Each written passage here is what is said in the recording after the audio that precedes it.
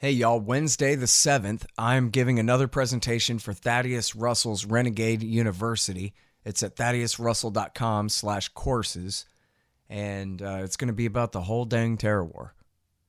So we'll see you there. That's Wednesday night the 7th, and you can buy it later too.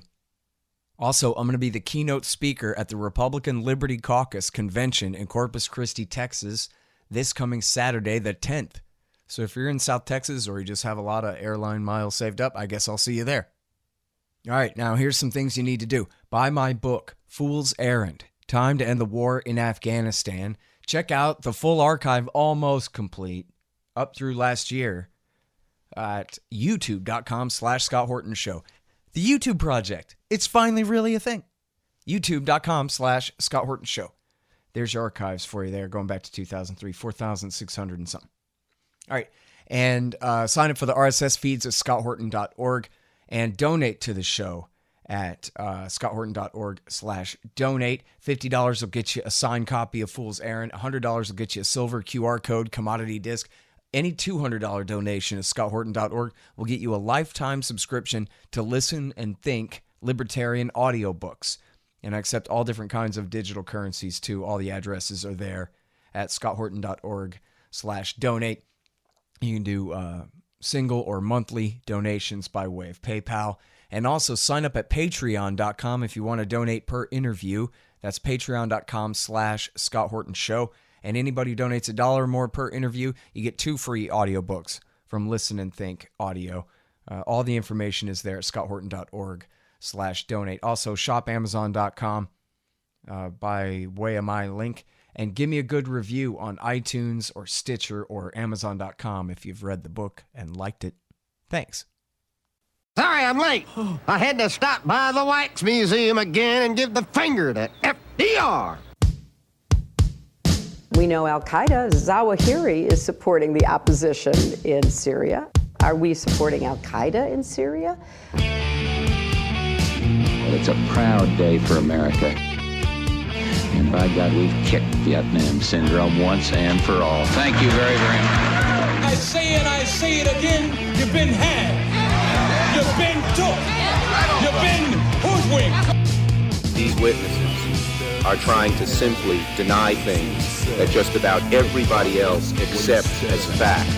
He came, he saw, he died. Well, we ain't killing their army, but we killing them. We be on CNN like, say our name, bitch, say it 3 times. The meeting of the largest armies in the history of the world. Then there's going to be an invasion. All right, y'all, introducing Mark Perry, great Pentagon reporter, writing most recently mostly for the American Conservative magazine, where he had a new one. I can't find it in my tabs here, but it's all about America's new nuclear weapons policy. How you doing, Mark? Welcome back to the show. It's great to be here as always. Great. Well, I sure appreciate it, and very happy to have you here. And I have the book. It's on the shelf. It's on the to-read pile. I'm going to get to it as fast as I can here. But listen, so we've had a new national security strategy and a new national defense strategy. And now we have a new nuclear weapons strategy. What's the official name of it again? I'm sorry, I don't have it in front of me. The Nuclear Posture Review. Nuclear Posture Review. Okay, so what's it say? Everything's fine? If only. What the Nuclear Posture Review recommends, and I think we could see it coming from what we know about Donald Trump, is that the U.S. will build new nuclear weapons, but these will be different. Not strategic weapons, but nuclear tactical warheads of low yield that we can use instead of strategic warheads because, as the authors of the Nuclear Posture Review say, the Russians do not think that our nuclear deterrent is credible. Now, understand, they provide not one bit of evidence that this is at all true, that this is what the Russians really think. But they recommend the adoption of new low-yield warheads for our nuclear fleet, which would cost billions of dollars and be deeply destabilizing. It's a real problem. This came out on Friday, and while the rest of the country was consumed with what Mr. Trump was going to do with his FBI, they were slipping this by in the Pentagon, and it's expensive and it's Well, as one Army officer said to me, it's a gateway drug to nuclear war. Yeah, well, the Democrats ought to be thrilled, right? We're going to show them Russians after all, right? It's ridiculous, isn't it? It's ridiculous. Yeah, well, it is. They are.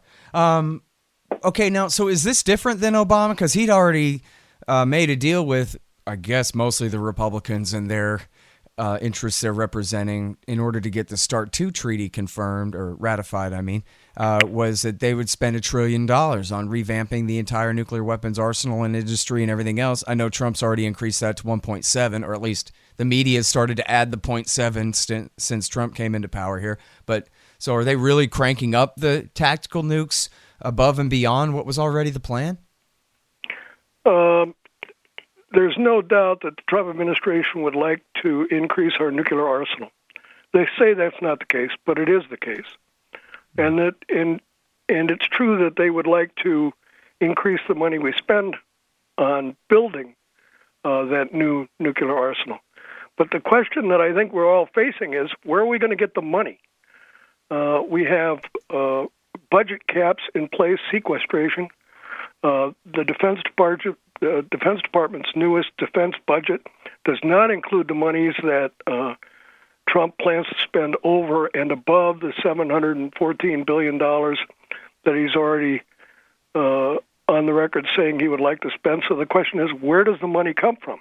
So it's one thing to have a new policy, and this is a new policy. But, it's one thing to have a new policy, and this is a new policy, but it's another thing to implement it. And I have real doubts that that's what's going to happen, that the Congress is going to double down on this incredible deficit that we're running in the name of adopting weapons that we don't need. Yeah. I don't know, man. I mean, I guess I'm just speculating and using my imagination, but it makes sense to me that in their minds, a lot of these people's minds, the think tankers and the planners and maybe some of the generals, I don't know which ones versus the others, but people are sick and tired of seeing thousands of casualties of American GIs. That's a big part of why they do the drone war all over the world, is because at least only they die. And if our remote control plane crashes, there's not even anybody driving the dang thing.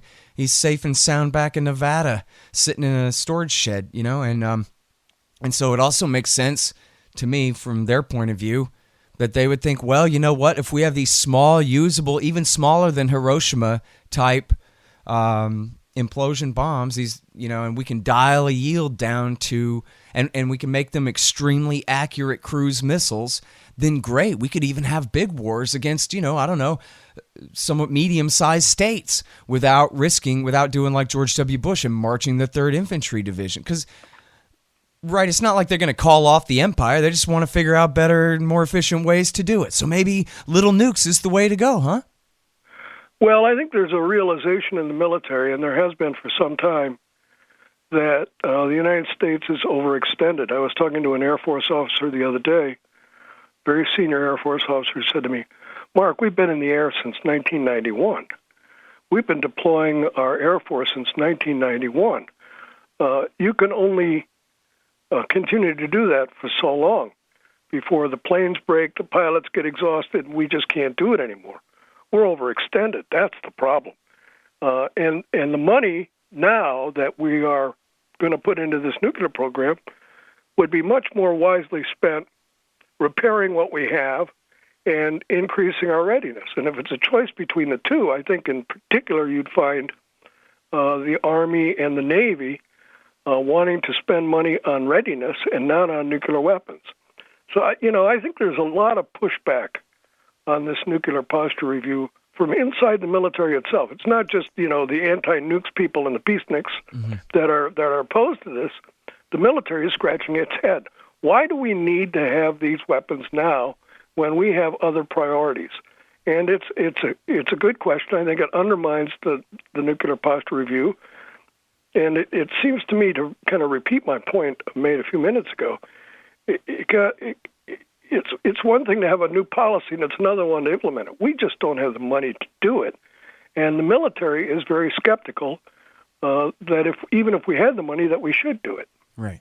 Well, yeah, and it makes a lot of sense from their bureaucratic interests that at least major parts of the rest of the Pentagon would not want to see that money go to the nuclear divisions. You know, my friend Gordon Prather, who is a nuclear physicist and worked at Sandia and was the chief scientist of the Army for a time and all that kind of thing, he always said that the nuclear warfare part of the military is like the dead-end loser cul-de-sac. There's no room for promotion there. These are, as Mr. Burns said on The Simpsons, do-nothing nuclear weapons that just sit there. And so that the people in charge of running them, you don't necessarily get the best people, and the less ambitious, I guess, end up in charge of that part of the military. And then the rest of the military sort of considers them to be, the second cousins that they don't care that much about because they never get to use the nukes anyway. So there's sort of like, it just, I don't really know. And he hadn't been in government since, I guess, the early 90s or something. But anyway, it sounds about right that in the social psychology of the Pentagon military imperial society there, that they have their divisions and the nuke guys aren't the cool guys. Why would they get the $1 trillion when the Army needs it, et cetera? Well, you get both sides of this. There are people I've talked to in the Air Force like this, or nuclear thinkers like Peter Hussey, who I quoted extensively in the article in the American Conservative, who swear up and down that without our land-based strategic nuclear forces, our country would be wiped off the face of the earth. Now, and he swears by it. These 400 missiles out in the Great Plains sitting there and have been sitting there for 40 years are absolutely essential to our defense. But if you talk to other officers, the Army and the Navy, these guys look like janitors with nothing to do, and it isn't a great career path. And there has been some pushback on that.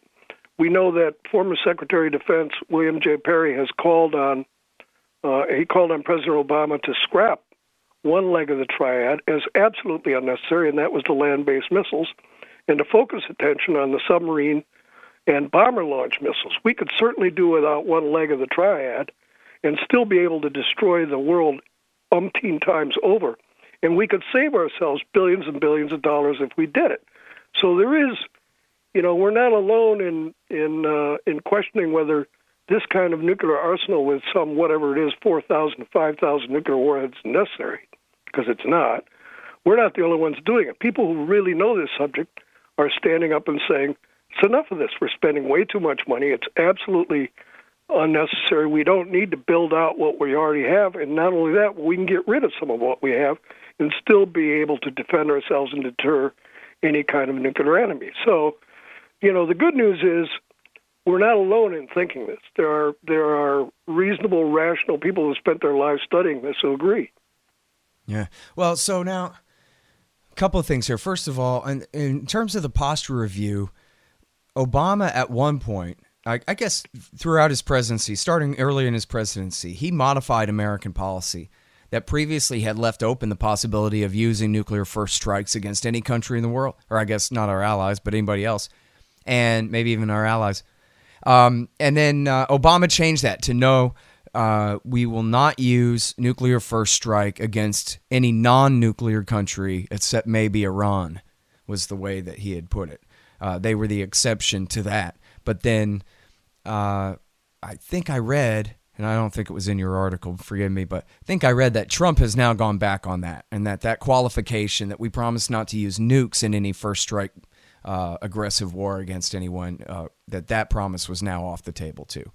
Well, Mr. Trump, in the Nuclear Posture Review, includes,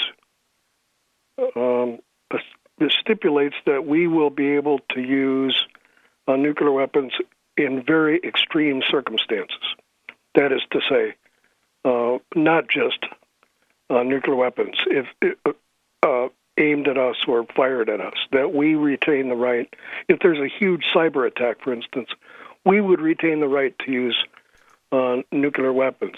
Now, there's been over the last 3 days a lot of back and forth on this and this is typical Trump administration. Some people saying, no, we don't stipulate that. And other people in the Trump administration saying, well, we certainly do. And so it's not clear where the policy is, but it's very clear from the Nuclear Posture Review that the thinking among conservative Trump people is that we would retain the right to use at least tactical nuclear warheads against non-nuclear powers if there was an overwhelming attack on the United States, a conventional attack on the United States. You know, this is the slippery slope of first use, which we have not renounced. And it's what we use to push back against the Russians and, to a lesser extent, the Chinese. So it is on the table. We are still, despite people's skepticism, we are still on a fairly sensitive hair trigger in this country on nuclear weapons. And to get off that hair trigger, what we have to do is adopt the views of William Perry, the former Secretary of Defense, who says that we need to get off of launch on warning. We are too close to an accidental nuclear exchange for us to even consider launch on warning, according to William Perry, and I'm inclined to agree. Hey, people keep telling me, man, you got great show notes on your show nowadays, and that's all thanks to Damon, who's doing the great editing and posting of the interviews. So everybody make sure and check out, even if you're just signed up to the podcast feed, make sure and check out the entries at libertarianinstitute.org and at scotthorton.org for all the great show notes. He's doing a really great job on that.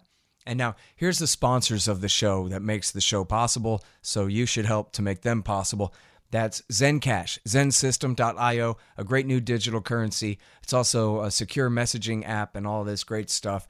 You can read all about it, zensystem.io. And then Mike Swanson is really my best sponsor, and in two ways here. The War State, first of all, which is a great history of the rise of the military-industrial complex after World War II, and then also his investment advice informed by great libertarian economic theory.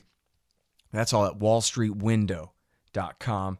And now, when you follow his investment advice, which I'm sure includes in precious metals, and so what you want to do is go to Roberts & Roberts Brokerage Inc. That's rrbi.co, rrbi.co for your gold, silver, platinum, or palladium. And if you buy with Bitcoin, there's no premium at all. That's rrbi.co for Roberts & Roberts Brokerage Inc. And then, of course, get your anti-government propaganda at libertystickers.com. New art and a brand new website coming soon. And speaking of brand new websites, if you want a brand new website, a 2018 model, badass new website, then you just go to expanddesigns.com/Scott and you'll save $500. Well, now, so what about kind of the end of mutually assured destruction? You know, there's a great clip that Ray McGovern, I saw this presentation that Ray McGovern gave where he played this clip of Oliver Stone interviewing Putin, which I never have seen that. But he's saying, hey, come on, Putin. You know that missile defense is just a corporate welfare, jobs program for rich people kind of thing, man, and that we don't really mean any harm with this. And Putin says, you know what, I suspect that that's true. However, look at the position you're putting me in. You're ringing my country with anti-missile missiles. So what am I supposed to do? I have to treat this like it's a real thing, don't I? And so, of course, he answers his own question. Of course, yes. And so now he's making better missiles all the time. That's what Trump said as he was running for president. The Russians are making better and better missiles. Of course, it's in reaction to our missile defense. But is it really the plan that we want to get to the point, our military wants to get to the point where they're confident that they could launch a first strike on Russia and take out so much of their capability on the first hit or first series of hits, and then be able to shoot down the rest, that they could really be able to get away with launching preemptive, quote-unquote, war against Russia without losing American cities and thus canceling out the mutually assured destruction policy?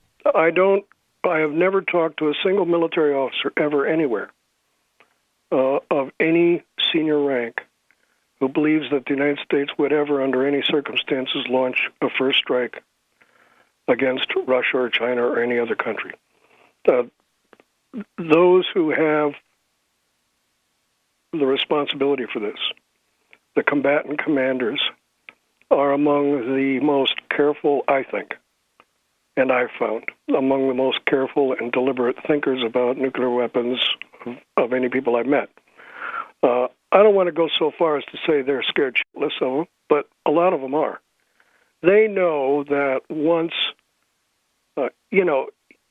a missile is even spun up and preparing for launch, the whole world is watching. The Russians know it. They can see it. They've got satellites that look down on us, and they would do the same. And it's very, very hard once you've started on that escalatory ladder to bring it back down. I think the problem that we're having on this is that, Mr. Putin has deployed intermediate range missiles in Western Russia, and we think that has been a violation of treaty obligations that Russia has signed on to. His response is, the undermining of the treaty obligations occurred when we extended NATO to his borders, in which he had no choice. So, sitting down with Putin and kind of sorting through this before we escalate much further is important. In the current environment, as you know, sir, having followed this, in the current environment, that's going to be very hard to do because of Mr. Trump's apparent love of the Russians, or so it's said. So, we are far away from conducting another series of negotiations to reduce the number of warheads, or to get us off launch on warning, or to dampen, the kind of worries and let's say bad karma of the nuclear environment, and that's a problem. Yeah. Well, but so what about? Well, okay, wait. On the timing there, when they moved the medium-range missiles, that was before or after the announced plan to put anti-missile missiles in Poland and the radars in the Czech Republic in the pretended name. I mean, when George Bush said that this was to protect Poland from Iranian nuclear missiles, the whole world laughed. When Obama said it, people pretended to take it seriously. I don't know why. But at the time when Bush originally said that, people were just laughing. It was obviously ridiculous, and Vladimir Putin himself laughed on TV about it. That's the way I remember it anyway. The solution to this is to not really pay attention to what happened when, but to try to sort through what was said to whom in 1989 when Germany was reunited and the United States made the initial promise not to expand the borders of NATO. That's what we should focus on. Yeah. I think that that case was recently proven, and it's all in the National Security Archive at Georgetown University now. Just in the last few weeks, all those documents came out, proving beyond a doubt what Jack Matlock had said on this show and Ray McGovern had said on this show. So, and they were authoritative sources on that. Absolutely, that's true. But the guy who I really point to as the problem on this is the one who started the problem was Bill Clinton and Strobe Talbot, and their point was that, the nations of Eastern Europe wanted our defense umbrella. This was not aimed at Russia. Russia was then in a very different spot, didn't seem to raise an objection. And nothing was ever written down about not expanding the borders of NATO. In fact, Russia was a member of the Partnership for Peace and was on the road to becoming a member of NATO at some distant point in the future. So the fact that things have changed, I think Bill Clinton would argue, wasn't his fault. But it still remains, I think, as you pointed out, part of the historical record, that we had made an implicit, unsigned promise to Mr. Putin that that Russia, and to Yeltsin, that Russia would not be threatened by an expansion of NATO. And someone somewhere either ignored the promise or purposely reneged on the promise, but there we are, and here we are now. Yeah. Well, but see, and it isn't just that, and Clinton, Bush, and Obama did NATO expansion, but Bush repudiated the Missile Defense Treaty and started building these anti-missile missiles. And so, I don't know who's responsible for it, but somebody up there in your neck of the woods thinks that they need to, because don't all those anti-missile missiles change the dynamic of mutually assured destruction? It sure seems on the face of it. They're trying to cancel out the Russians' ability to respond to a nuclear attack, which that changes the entire balance of the equation of we can't nuke you because you'd nuke us back. Truth is that if you sit up here in my neck of the woods, as you appropriately describe it, and you throw a spit wad in any direction, you're going to hit a neoconservative. Democrats are now neoconservatives. Bill Kristol's now on MSNBC. So we have, warrior monks all over the place, flexing their muscles about American power. Yeah. And when you hear that stridency every single day, it's hard to get a word in edgewise, and it's certainly hard enough to get on national television, which is now the medium for journalism, and say it's not true. None of this is true, and none of this is necessary. That nobody's really paying attention. It's Russiagate 24 hours a day, first of all, and secondly, it's hard to argue with the American people who have incredible trust in their military, as I think they should. These guys don't want to go to war, but it's hard to talk about the cost and the dangers involved because people are headed to work and coming back and watching the Super Bowl. So this is where we are. Yep.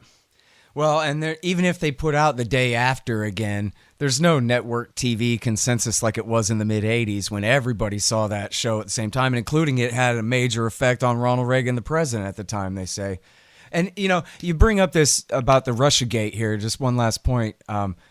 It seems so obvious. The art of the deal is invite Putin to D.C., and just tell all the Democrats, screw you. I'm signing a new treaty to scale down nuclear weapons and to make a peace deal in Syria and to do this, that, and the other thing that the American people are going to love. And you could cry about it all you want.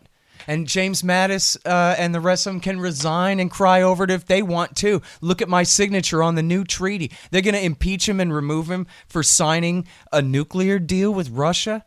They're going to be able to spin that like it's treason. He would be able to shove that down their throats and win and triumph and get reelected big time. And instead, he's letting them walk all over him with what he, I think, correctly describes as completely trumped up nonsense about him being some Russian agent. Well, I think one of the surprises here is that if Mr. Putin were invited to come to Washington to negotiate a new nuclear arms treaty lowering the threshold for nuclear war, James Mattis would likely stand up and applaud. And I think Rex Tillerson would stand up and applaud. And I think even H.R. McMaster would stand up and applaud. Yeah? Well, I think so, with Russia. What these guys are worried about now, when I talked to my Pentagon guys just as recently as last Friday, what these guys are worried about now is Korea. They're not even worried about Iran. They're worried about Korea. It's Korea 24 hours a day. They view it as a very volatile situation. They're very worried about it. While everyone is focusing on Russia, I think that the real worry here is that we're going to have some kind of inadvertent or maybe even preventive attack on Korea. It's not out of the question. And I think people are working overtime to try to solve that problem. And God bless them. I hope they do it. Man, oh, man. All right, well, I'm sorry, I know you got to go, but we got to talk again soon. Thank you very much for coming on the show, Mark. I really appreciate it. It's always a pleasure. Good talking to you. All right, you guys, that is the great Mark Perry. He is a Pentagon reporter and foreign policy analyst. His latest book is The Pentagon's Wars, and he writes regularly at theamericanconservative.com. This one is called Trump's Nuke Plan, Raising Alarms Among Military Brass. And y'all know me, scotthorton.org for the show, also youtube.com/Scott Horton Show. The archive is almost complete. And antiwar.com, Libertarian Institute, foolserrand.us for my book, Fool's Errand, Time to End the War in Afghanistan. And follow me on Twitter at Scott Horton Show. Thanks, y'all.